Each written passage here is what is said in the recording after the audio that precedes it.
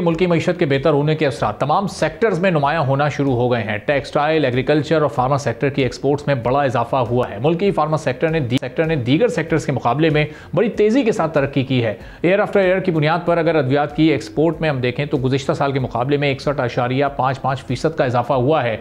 और अगर month by month यानी माहाना बुनियादों पर हम देखें तो एक्सपोर्ट में 53.78% का इजाफा रिकॉर्ड हुआ है। उज़्बेकिस्तान, नाइजीरिया, अफगानिस्तान और खित्ते के दीगर ममालिक में पाकिस्तानी दवाओं की एक्सपोर्ट दीगर ममालिक से ज्यादा रही है। यानी पाकिस्तान के फार्मा सेक्टर ने अपनी पोजीशन को मजबूत किया है। फार्मा सेक्टर के माहिरीन के मुताबिक फार्मा सेक्टर में बहुत पोटेंशियल मौजूद है। यूनाइटेड बिजनेस ग्रुप पाकिस्तान के फार्मा सेक्टर के पोटेंशियल को हाईलाइट करने पर काम कर रहा है।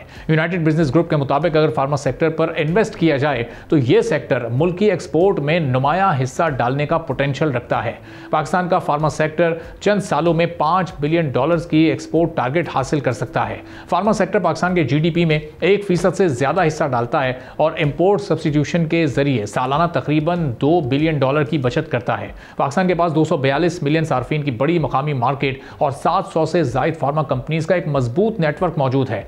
गवर्नमेंट के नंबर्स के मुताबिक मेडिसिन की एक्सपोर्ट $106 मिलियन से जायद हो गई है। गुज़िश्ता माली साल के इसी अरसे के दौरान एक्सपोर्ट 80.79 मिलियन डॉलर थी। पाकिस्तान फार्मास्यूटिकल मैन्युफैक्चरर्स एसोसिएशन के मुताबिक अगर हुकूमत फार्मा सेक्टर को तरजीहात में सर फहरिस्त रखे तो फार्मा एक्सपोर्ट्स में सालाना $3 अरब का इजाफा मुमकिन है। पाकिस्तान के फार्मा सेक्टर को सप्लाई चेन और रॉ मटेरियल की परचेज और डिलीवरी के हवाले से चैलेंजेस का सामना जरूर है। अगर हुकूमत इंपोर्ट एक्सपोर्ट की पॉलिसीज को नरम करे तो नताइज मुख्तलिफ भी हो सकते हैं। सब्सक्राइब करें और बेल दबाएं ताकि कोई खबर रह न जाए।